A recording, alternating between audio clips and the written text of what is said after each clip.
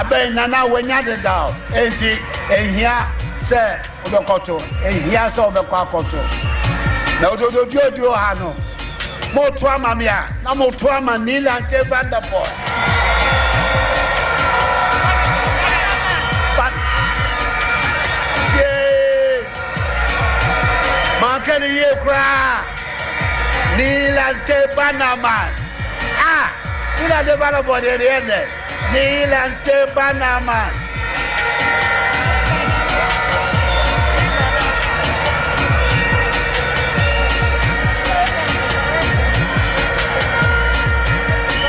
asking the gods of Ngesi to pardon me, manu from basa. Paseda.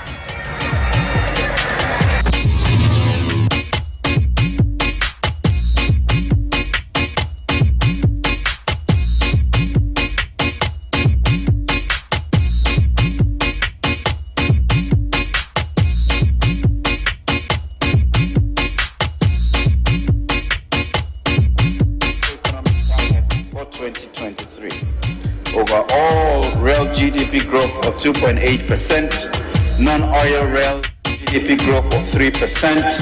end December inflation rate of 18.9%, overall budget deficit of 5.9% of GDP on commitment basis and 7.7% on cash basis.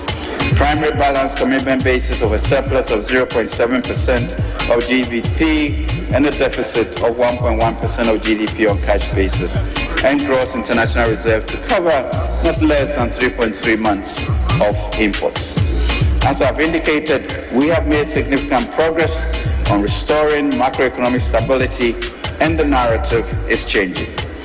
The economy is showing signs of recovery, the exchange rate has stabilized, inflation has softened, and interest rates have declined since December 2022.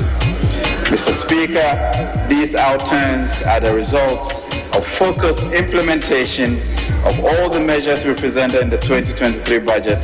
and the positive sentiments arising from the progress of the IMF program, which I will now discuss. Mr. Speaker, towards addressing the macro-fiscal challenges the economy faced in 2022, government engaged the IMF to support the implementation of our PC-PEG program. On 17th May 2023, the Executive Board of the IMF approved a 36-member standard credit facility in an amount equivalent to SDR's $2.242 billion, approximately $3 billion. The program is anchored on government PC-PEG and designed to restore macroeconomic stability and debt sustainability. It includes extensive reforms to strengthen resilience and lay the foundation for stronger and more inclusive growth. Mr. Speaker, the program has been designed to address the key issues facing the economy through the following key priority targeted interventions. Large and front-loaded fiscal consolidation to bring public finances back on a sustainable path. The program envisages a cumulative fiscal adjustment of 5.1 percentage points of GDP over the program period 2023 to 2026, with a fiscal effort of 3.8 percentage points in 2023 alone. The primary deficit on commitment basis will be reduced from 4.3% of GDP in 2022 to 0.5% in 2023. The fiscal consolidation will be executed by both mobilizing more domestic revenue and improving efficiency of spending. 2, to protect the vulnerable through enhancement of existing social protection programs, including the Livelihood Empowerment Against Poverty (LEAP), National Health Insurance Scheme, the Capitation Grant, and the School Feeding Program. The 2023 budget, for example, doubled the benefits under the LEAP program as well as boosted the allocations to the School Feeding Program. 3, strong and ambitious structural reforms in tax policy, revenue administration, public financial management, financial sector, as well as strong measures to enhance revenue mobilization and address weaknesses in the energy and cocoa sectors. Both are critical to bring public finances back on sustainable path while creating fiscal space for critical development spending. 4, to bring inflation under control through prudent monetary policy, including appropriate monetary policy tightening and the elimination of monetary financing of the budget. Containing inflation pressures requires coordination between fiscal and monetary policies. 5, to rebuild international reserve buffers to 3 months of import by the end of the program. The Bank of Ghana is pursuing enhanced federal exchange rate policies to help rebuild international reserves. 6, to restore sustainability and preserve financial stability following the domestic debt exchange program to support private investments and growth. And 7, to pursue reforms to encourage private investments, strengthen growth, and create more jobs. Mr. Speaker, it is instructive to note that our path towards securing an approved IMF-supported program has been characterized by speed and resoluteness. More specifically, the following key and significant milestones were accomplished. We achieved staff-level agreement in December 2022, 6 months after we formally requested for the IMF support to back our PCPEG. We were supported by China's agreement to co-chair Ghana's Paris Club Official Creditor Committee. We secured financing assurances for the Official Credit Committee, co-chaired by China and France on 12 May 2023, 5 months after our formal request in December 2022. We secured an IMF board approval on 17 May 2023, 5 months after the SLA and 10 months after a formal request for a fund program. We also secured IMF financing equivalent to 3 times Ghana's quota. We front-loaded disbursement of IMF resources for 40% in 2023 and the rest to be spread between 2024 and 2026, and successfully concluded a domestic exchange program. The results are clear. We are witnessing the catalytic impact of crowding in other resources. We are in discussions with the World Bank for a $900 million development policy operation and emergency support. The United States, through the International Development Finance Corporation, has announced a program to invest $300 million toward the construction of a data center under the G7 Partnership for Global Infrastructure and Investments. This is through the Development Finance Corporation of the U.S. Mr. Speaker, several key stakeholders played diverse roles in Ghana's successful journey towards approval of the IMF-supported program. On behalf of His Excellency the President, I would like to again express our sincere gratitude to the Right Honourable Speaker, Members of Parliament, our participating bondholders, retirees, financial institutions, and other stakeholders who played critical roles. Permit me to express our sincere gratitude to the Managing Director of the IMF, a team led by its Country Director, Stefan Roder, and the Executive Board for providing the unfathomable cooperation throughout the whole process. We are also grateful to the World Bank Group, the U.S. Treasury, U.S. Development Finance Corporation. Government appreciates our other development partners, both multilaterals like AFDB and AfriExim, and bilaterals for their support under the program. Mr. Speaker, as a nation, we must and will prevail. Indeed, our only recourse is to be successful at the upcoming first review of the program in September 2023 and all other subsequent reviews. We are therefore respectfully calling on every member of this august House and all our fellow Ghanaians to support these reforms. Mr. Speaker, to support the effective implementation of the IMF-supported PCPEG, the government has put in place an implementation strategy. Status of progress towards achieving the program objectives. Mr. Speaker, the IMF-supported program will be monitored and reviewed semi-annually based on agreed targets to be met by end June and end December each year. We will prepare for a comprehensive assessment of the targets by the IMF during the first review in September 2023, which will assess 9 structural benchmarks, 6 quantitative performance criteria, and 3 indicative targets in 2023. Mr. Speaker, the IMF-supported PCPEC has also prioritized social protection reforms to ensure that the vulnerable are protected from the impact of the ongoing fiscal adjustment. Social spending on health, social protection, and education will be closely monitored to ensure timely disbursement of funds to beneficiaries. In addition, an indexation mechanism for benefits under the LEAP program will be put in place by end September 2023. Furthermore, the coverage of LEAP will be expanded and its targeting improved to cover the extreme poor by 2024. Mr. Speaker, Cabinet also approved the turnaround strategy for Cocoa Board as part of measures to improve financial viability of the institution and to position it to deliver increased value for the people of Ghana. I take this opportunity to assure all our key stakeholders of government's commitment to the unwavering implementation of our very own PCPEC, which undergirds the IMF-approved program.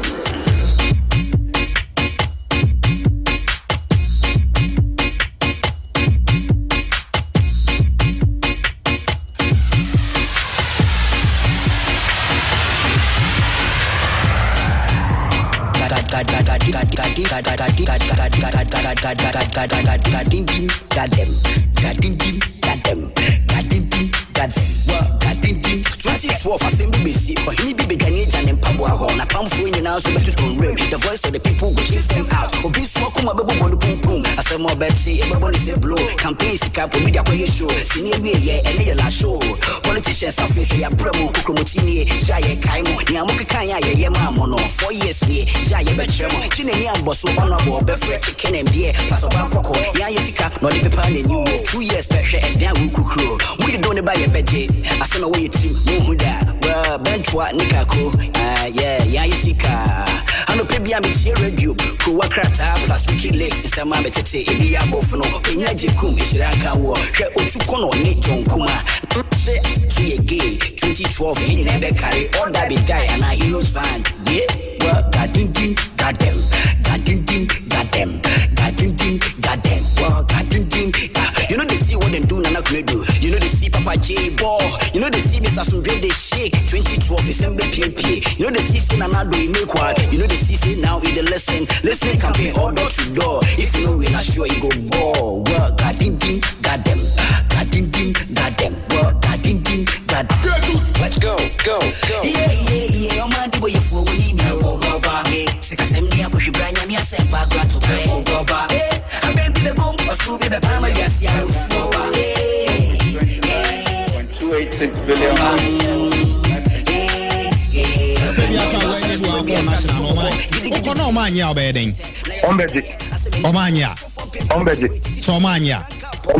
Said you open the auto when you are called national no man. Okonobi as Okonobi anyway. Ubejano. Okonobi anywhere Bejano.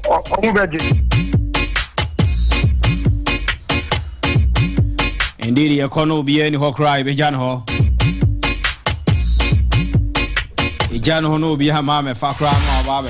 Ash 101.1 in your Monday. 7 days old into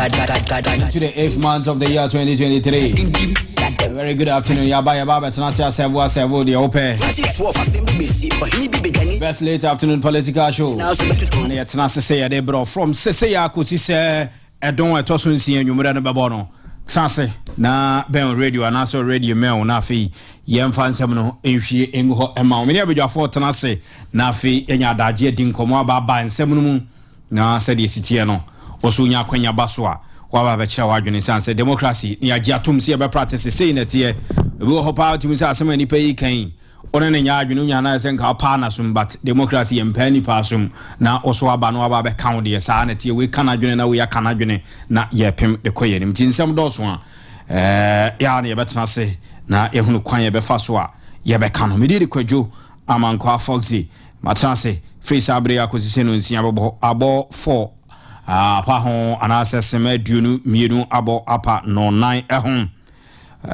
meni abadwafo no etenase enche kra na yahwe nsem ahodo a eguye pono so a ebehwe ne yatimi din komodi afa ho the new patriotic party NPP amanyoku no special electoral college election hunsem mata sanana nam ho ne ade omde krata pia bontene achem se consensus ne input ahodo a various aspirants ede ebatudwa ekeka ene ade nyina no omo take note of that na fe the necessary corrections in the MSS but the way ade any sinam electronic media and social media see say baby bonny BSc obi pesu owi obi no the issue no it's not like that na mum no omuguso hwese the omu bia no betumi asiesie ne amase de baya aka 19 days to go na the NPP special electoral college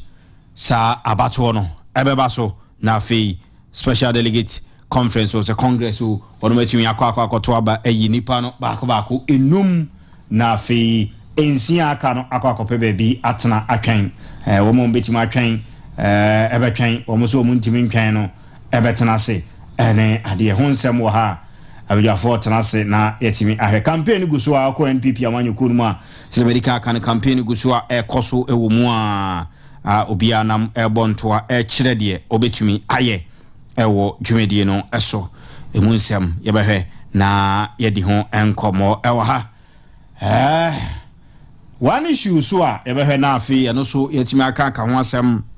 aye saglimi housing program ana se sa project na ene ekoso ne ho nsem a ene asanso aba former president John Mahama kan se mbidi afa ho will be taking and I say yebebo room na yahwesa asem no so se di sitie ene enyina so de kan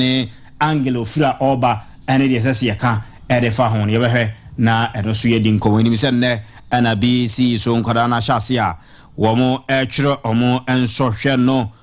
niemo mu tetesen ne nyina na de ni be di akite na yahwe edi nkomo ede afa ehon nsem no doso papa nsem no doso ebehwe etimedi nkomo omanpanyin na ado danko akufuado apleje se my Ghana ese etimi pemede konanim ese etimi transform na economy especially your economy no betumi akonanim na break away from colonial structures ni ade and this particular issue no so ebehwe ni edi nkomo afa ho se nye kasa de bia kan ya no fa sa keke because yebetimi akase Ghana beyond aid ade ebechine yekobobosia yebetimi akase o yemfa ye ho nto abrobo nya na start you the bia ba no akana se ye de ho di fira abrofo ye niema what are we putting in place and I say a den ana ye di gu akwan mu a sa akasa we meye ya no fa akasa keke na emum no yebehu se aso aba e de amaya asoman because akoye se the kania abrofo de be gu akwan mu structures omo put in place the same thing Gorgeousburg economy no eno a yenkobobusia yemesi dan eno a na woso but we have a lot of resources ne niam ahodo a de bia nipa ka ho asem kwan ben ye befa so a ye betumi make good use of your resources na ye wona na se de ye kan ye toro ye boa ye kan bibia ye kan ya no sa keke we don't have anything obi o timi pretend sa ye woni pa bebre ho a oni hwe crofrom line na no de namua obi Ghana numa chire nipa mi we enso be ko ne ho no oni hwe ebia ebibi maya na ase Ghana to be precise ni that type no but ye nka no kram fan chire ye ho so ebia ye o maya ye nhye da ni hwe de ye ne maya bobo so se ye wo no ye kan ya no kwa enhye da ni ho then ye nyina be te ase ne ehunu but with the number of resources aye bo ho amane ya benya oil e de aka ho from time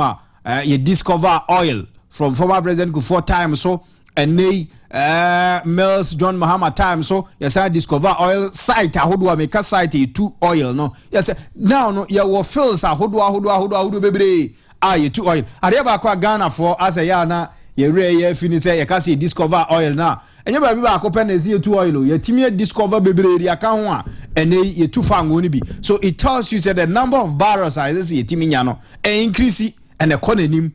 why are we still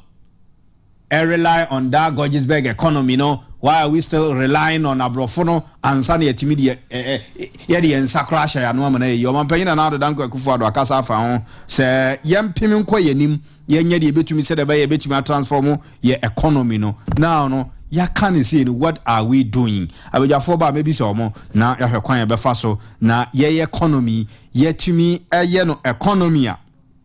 Say, Quasibru ni wa, economy no wa hoarding. Economia. Kwasi broni ni ho twene ho ketu abia na yebuahwe yakwa IMF kakra bi ye kasi ye ho afirima ye kodan ho ba ya twa nto nchire na asa ba na asa de ho akwa hyebu saa no till when ana ebetimi ade ho kra even though you say yenya independent and we are independent country yenya dependent nenso no economically can we say ye independent no said yes yenye fa ahudi asomman no e bia political independence ni ade sese no yanka se yetimi to abayi e mampanyini yanka se ye we mpanimfo mu die so that one they agree yenya but economic independence economic freedom no a say ya de ho ye rely on ye ho ye mfa ye ho nkoto obi so no aveni ye benya na say no yenya atwam ne ya hweso yie ana yenya ya kra three questions ne mebisa wo adwenkyira o de join yen na oba YouTube account wa ash101.1 by YouTuber bacho obetumi hu na afi wa comment o do adwenche so betumi afa 0208 309019 na yedin komo ede afa ho enti we ni bebre ana ye ba behwe na ena anwumi fa wi anwumre no ya tenase na ya bobo mu ahwe sede oman no AC Echo nti ba behwe sa nsem no so e ha aka ho asem ye papa koso na mo fidie ne na ha HFM sunie okay ya ba behwe nti me ba sisi a na ya pem ede akoyenim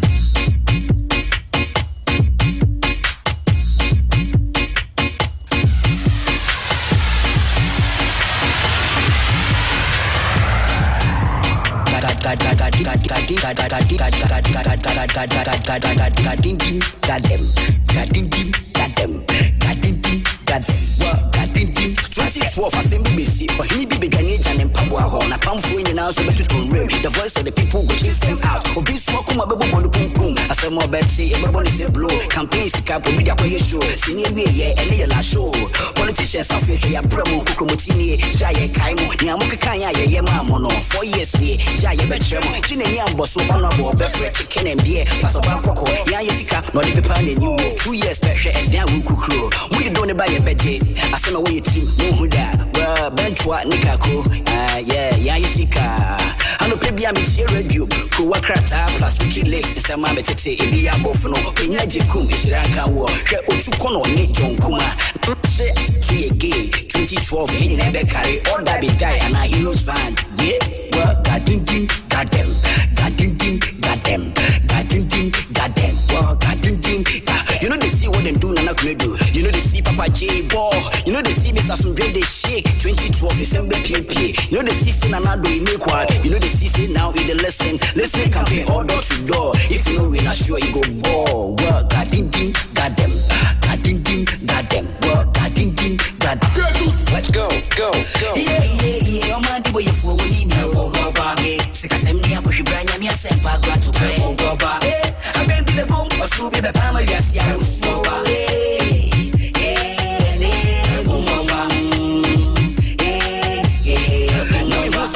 enti sede maka no ye hyasia no na afi yakọ yenim akasema kakra bi na afi no okay yemfa nse no na yabo apa mu ano no enti ye pem ede akọ yenim na yedi nkomo asemba akọ a ewo ho a ye hwe na yedi ho enkomo enso eye krata ndc for de akọ Council of State say Obakaya Enche ano mampanyina na ado danko Kufuado appointee nipaku bi se wonum enko na onkoye adwuma wo the Electoral Commission ho na eba ye nipa bebiri e kan ho asem se these members some of them are well known NPP members any ho kwan se omoko sanse Electoral Commission an independent body a ono na hwe ye abato so ndi yakoba ne se ye de nipa bi a ebi amanfo susu se oye well-known party member and also affiliating to a certain political party na entwe enyane kwaso eno na the Council of State are responded to the NDC petition saying say now we hear the approval of Dr. Peter Apia Hene and Hajia Salima Ahmed Tijania Obako the electoral commission was the council actually say per the recommendation any approval and any they don't think say a bit umbetumi I imagine say almost answer because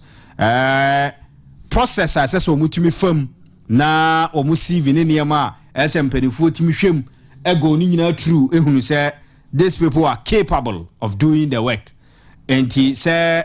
mere allegation and I say the fact say you suspect believe say obi a party we ni ba no entimi nko ye adwuma Council of State are responded to the NDC say omuhunu ni say bibia ni ho a omo ebetimi aye they I found that issue no and they say Ghana has yakasi yebe kono sa obia ni ho a ne Ghana ha no unbelonging to a political party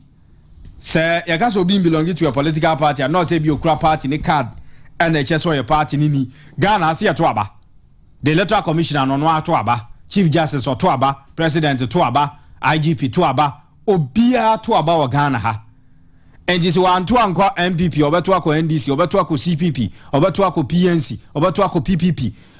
any other political party e Ghana so obi kura fi say Kwadwo party na eso to aba mana obetumi ato ama no obi fi say Ayarega party na obeto aba mana otumi to ma no obi fi say Kofi Apalo party na eso to aba mana a eye ono ena onim die nti a oto aba de ama no otumi eto de ma no e Ghana as sometimes ya to da na me tin sem so yes o yemfo obi o ye independent why na ye independent no no na hwan e bia obi afa ni ye be wo no foforo na ye wo no to ho a ontimi nkasa nge na no na e bia yakasa say any pay no ye independent or no no de unbelonging to bia. Of course I agree with some of the concerns e bia enipa bi no mo kase so obi wo ho because of how sensitive that body and as institution e ye nti no so obi e bia o ye well known o kasa wo de na e ko ho sometimes no very difficult but we had den ya so a obi e ba appoint no de na ko so onko ye adwuma institution bia say IGPO so ye hwan o belonging to a political party or to about the political but the only thing is say ye shan so ha ne say nipa ne betumi akọ no akwaye na adwuma yie na onfa ne party sem na oye no emfa nkwaye adwuma no that is the underlying thing is say yetimi shan so edi yewura apia hina ye kana asem yi say oye MPP ni oye well known obi anim no na se okọ electoral commission ho adwuma ye de ama no se onkonkoye no se oye no watimi aye ni yi a I don't see anything wrong with that but the only thing is say ebia nipa ne ye party ni na obekọ ho no na obema ne party no etimi overtake adwuma na se oye na that is where our problems but that is where issues but for now afeni appointing nipa so onkoye adwuma and qualification as say oma obi ekọ anase process CV ni niema as go through ansa na watimi aba be ye adwuma no watimi anya akwanya ofete for the job no I think say they have all these qualifications the concerns NDC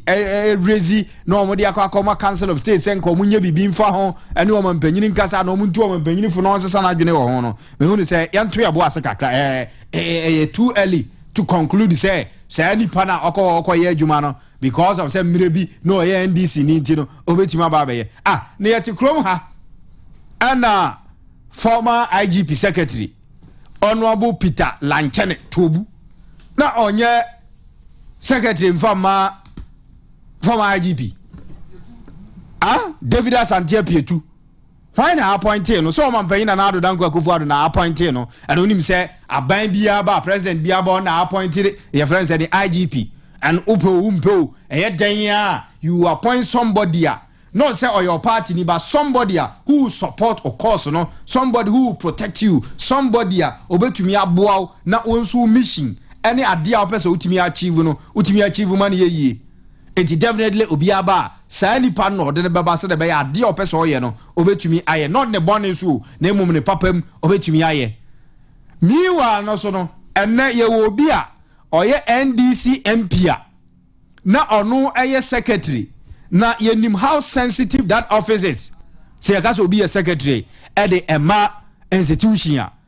documents yo and kratao BBO because he's the secretary to the IGP and IGP by convention cabinet meeting obetumi akobi by convention meetings ya kukudam ni ade nyina no security meetings ahodo IGP timubi enti so one ne secretary ene koba eye bibia nanso se na secretary ni ya NDC ni but the time one no ye adwuma ne ya antese bia no ye NDC ni ntino wanye na adwuma as bia secretary to the IGP ya antibi ewe krom ha you people didn't raise anything me one say now NDC for you knew say sa papa yi no ye NDC ni because na munnimu a enko ba ya oba be contest no come disqualify no because party bia no a ye dom no Ghana ha no answer no obi be ba se ye ni gina as parliamentary candidate no na ye nim ne background ye nim say say ni pay otua dues why ye party member for this number of years and son will qualify so obey as parliamentary candidate. So the NDC you knew. But I said no, you're press secretary, and I said no, you're secretary at the Emma IGP. And so no, yeah, Juma. Didn't you complain? You didn't. Because Obia who said, oh, yeah, Juma, yeah, who Adia, Abia, Emma, Ebeda, this until so declared intention. So I can pray MP to Emma Ghana for you know, say, hey, say, no, or show you know, NDC. It is a name, Obi call electoral commission or Quack or yeah, Juma. Yamfa ne se Peter Tobu honorable Peter Tobu de ni bia yamfa ne sa se enubia edu omo ko na omo koye obadwuma na adwuma na omo ye no so omo antumi anye ade ese so omo ye no omo anye ni ye adwuma ade asho omo se no omo anye ni ye. That is where we can criticize them for now there me hu ne say it's too early say ebetumi aka se o ebia na nkrofoi na omo ye MPP for and na omampanyina bo mu din so omo nkonko ye adwuma e we electoral commission ti no ombetumi. And in any case Ghana ye nyina ya te ase se abato no se obedi nkunimu a ni wiamu electoral commission mu ane ade no me hu se bia kitikiti bi ni percentage ni sha yemfa ne be 5% na 95 na aka no eye wo political party no adwuma a obeye no it is a ultimate etimi achieve 95% 5 aka no de be na betumi ayo entimi nya ohwe entimi nya ohwe because dodo no etimi burukuma no so. And yenim se afarijama yete ase ye court 2012 Supreme Court my electoral reforms then ye ma hodo bebre by say you need to be vigilant our polling centers ahodo no mu gina ho ye kan ya ubehunu na ye call e fere zen asen of na anu ya no na sa apia hini ya mo kana sem no man panyina boni di man call electoral commission but ye call asen of na anu ya no a NDC for bia gidi se mo ye adwuma chen MPP for on the grounds so ho mo call ye no Ghana ni bia fees MPP for ko ball life MPP for ko ye fashion MPP for ko ye t-shirt and mad jeans ko ye shirt omo and no mo nam krom whereas NDC for na mo nam nkurase and nam remote areas ye campaign mo MPs ahodo ni ade. It when you won that election no amanfo hunu say a hard work and ma mo win election no nobody complained. MPP rather than ni ebile mu omuso mo ko na adwuma na ese mo ye strategy ese mo ko ye mo anfa strategy papa bia nkogu akwam and amode hokoye campaign grounds dem aspirant de ade. Enti that was asama na Ghana for oka e mane kamba besi su say wo yire ho na utimi ye adwuma ni yie utimi ye campaign yie. Have a message, sell your message to the people, let them buy. After selling your message to the people, see to it say they are buying it. You see, you can be a political party. Our message pa overton. The fact that the mere fact that you have sold your message, anon say message na waton no. You better see to it say people are buying it because wait me the near mark gudum. Oh sorry free fee. Ekotena keti adum se wo ton ne ma the fact we free fie ko na ode ne ma ko gina ho a ubodon ko bin nje se o discover we fie o ubetima ba fie empty hands on fa ma but make sure say you do extra work to see to it say people are buying your goods at the moment o mo be to no ene be mo odimi de won say se ubu se o discover be fie at the NDC as a political party. If I were to be part of you at the SSA and say let's tell Ghanaians catch the Ghana for say when na me ba meye you have had an opportunity to be in power, to be in government before. Ghana for say won yaade Ghana for say mo yaade ene ye to abadi tiawo ene ye to abadi tiamo. Go and prepare, come back to convince us say enti amoto abadi tua editi ame no makosua nyansa sabi makosua me lessons makofa de foforo bi de baba for na yente hwe then you begin to accuse and obi adwuma wa electoral commission no yes in any case yet kroma and I shall to say eba be ye electoral commission chairperson Don Mahama na de ba you ona appointed no or appointed no na or ye dey ni no appointed no nobody knew it say no ye NDC ni o no ne NDC for the committee o say no ye hwan ni o ye de ti krom ha ye da sorry ya ne say ye say appoint maame a ye friend Charlotte say or ye lawyer ni say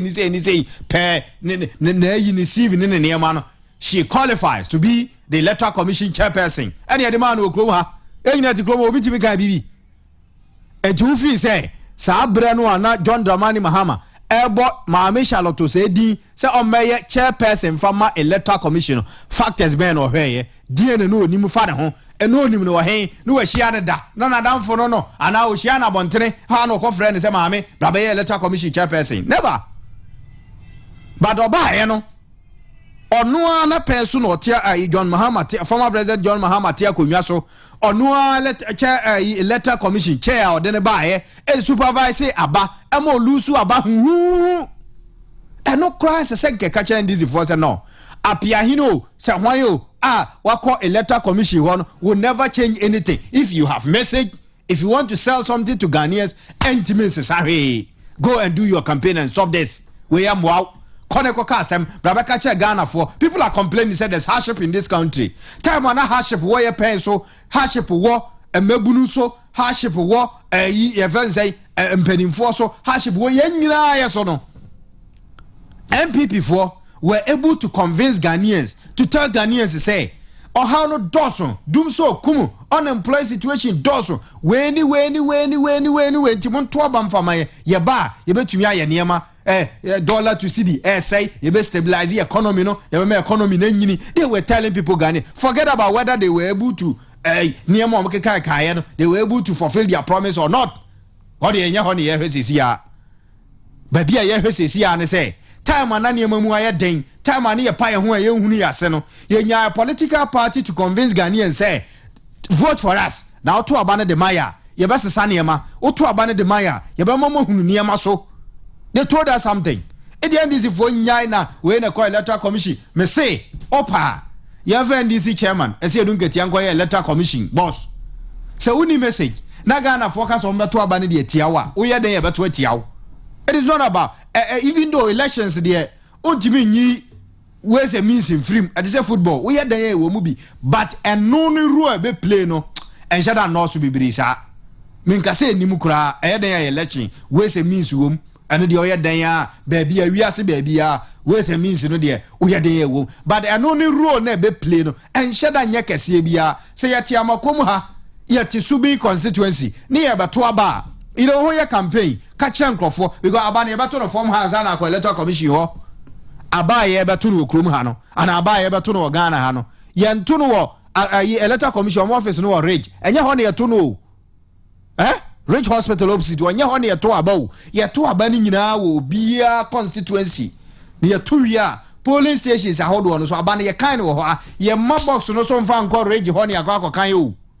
obia kan ne de o ba bi owo eju wo agent papa wo wo agent onima kenkan wo agent otimi twro wo agent a otimi project hunu se aba na ye nya we ni ye kan we bomu a ye betumi anya sei na wo ye adwuma so obi sisi ukura enya adwuma because your polling stations ahodo over 30 something thousand and e Ghana ha edi ekeka ni nyina bomu a na de kosoro na de electoral commission no na say electoral commissioner no etimi declare na ede na parliamentary ne de ye declare no ho no de ohunu se obi ntimi sisiu ana ho so ankofo sisiu Mama yentra we ni yenko yenim come and tell us something mumra be convince Ghanaians mumra ka se wo message papa be ka che ye ko bobo na se wangasa na hu so timi ne nya afa na o sha se na referee nye ene wa ye sei ena we ti sei ya tra ho yenko yenim na yempe bibi papa emfa enti sanse de Ghana for party no anya ni so mampanyina appoint obi de ne ko electoral commission o MPP ni o de Ghana for party no anya so obi ti sei ana so obi ti sei de Ghana for party ni say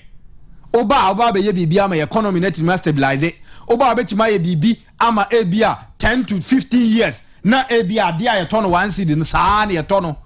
anase mpo no ade a sese ne buwa kwa koduru saa bere no na so atete aba fom. These are the kind of promises are Ghanaians are expecting this year. And the Ghana for Ababu Abato, Ghana for any interest, Ghana for Enshada Kra Nijidie or politician. It is because people thought say MPP coming to power no Niema Bessa Sakra from Sahar Rot ne bad year na NDC time there was on the idea. But unfortunate situation and Niema Binuma external factors, internal factors combine.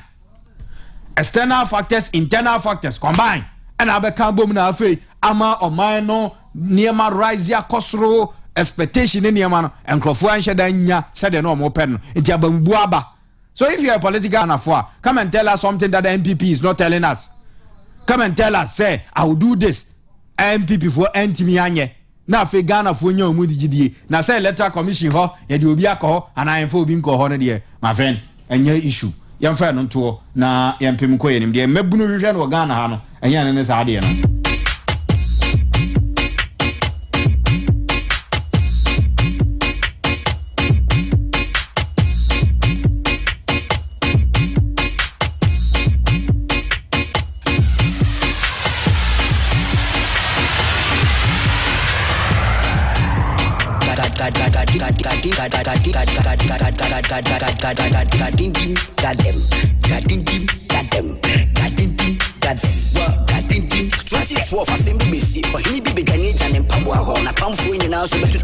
The voice of the people will chase them out. Obi so kuma bebo bonu pum pum. Asemo beti ebebo ni se blow. Campaign sika po media ko show. Sini we ye ene ye la show. Politicians are face ya bremo kokromotini jaye kaimo. Ni amokekan ya ye ma no 4 years ni jaye. You share this issue la housing issue ene mampanyine dada enso na no ababe bom se eye misplaced priority se Nana Danko Akufo-Addo ebe kwa akosi cathedral dan so behwe na Saglimi housing project no wa complete, and he went further by saying say encommon penyini ehwe eye sa affordable housing na wo Saglimi na nipa dodo a wo mbetumi enye ba bia tena no edoso a ke betimi ayi sa housing problems na wo Ghana ha no etimi afiri ho bebre na Ghana na sa na meka se ye woniema bebre a higher so mine kwan ye fa so solve problem ye problem ankasa wo kwan ye fa so solve problem wo ha ana afi so no menim kwan ya na ye fa so kan ye nsem ne kwan ye fa so dwene so no Ghanaians no so ye problem kakra e wo ho enti eba ne se ya nsem no ye keka ne sa na ye dia bobom. Because this issue are so sensitive issue because our court ni ade enti no say senka yetimi wie edan no a asoman yetimi wie edan no a enka nipa a ombenya dan atenamu bebre no doso ba senka yetimi ji sika na akodi nkrofo bi wanka nkrofo ombenya sika gu ombotom de ne enka no so sika no a ye suspect a wo court ntinu yenim na emom no amanfo susu se anase akoye yesusu se no se sika no so ebeka Ghana ha. Do you know the number of projects and gas sika na betumi aye? Ano de ene de ambayinda da yo mahama para ma ho de wa huna na china kochrofa ho so say yampani ampa say ye mamu 200 million ene yese mu mfansi dankra ana mo antimi ansi ene sika no so asan de kaaye no so no si enyaye a kaswame interchange no anka wie choro ne sa so choro ne sa pepepe ho say ma pen so contract na ye no my point is kwan o mo fa so ye adwuma contract na sign ye no sika no a ye ka se ye mfansi dan no a dan no ye anwie na so sika na sa je se ye san kope sika ofro na ye de aba ba ye no se ga sa sika na ye kwa kope no ana se sika na ye de ma mo no se nka mu yusu ni ye ana nsesa na ka ye no ye beto se nsesa na dawa kedi be swami interchange no kedi be si adan foforo kedi be project foforo bebre isi momone ya na ehu anwanwo se momone timi ka che ko bi se ne ho bon because wo ye di sika maun se jine kokosi dan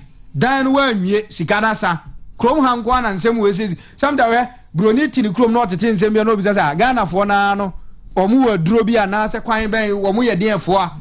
because odwene nsem bi hu a obetima bi se nsem say Ghana no are they human beings or are they magicians? Do they come from different planets? Omu ye nipa say de yesu ye nipa ya bi adwene ben na da Ghana fo tirim say woman paper we amam hu sika se me ko photocopy mra me ko ba ya sika na adema am se me fanye photocopy 10 no sika na hye ma amfa paper 10 amam de 2 na bae ubisa am so am sika na hye ne yetete abibi maya ne Ghana na duru ba bia democracy na so duru ba bia nhye da nyam maye bebre sa o but because of asumdwenti ne afa ne sa because enyesa nka former president ka sa asem we ase nke ekoche no say asema wa kan ye sensitive issue ehun hia ye papa ase nka obeboa yen say o say okay down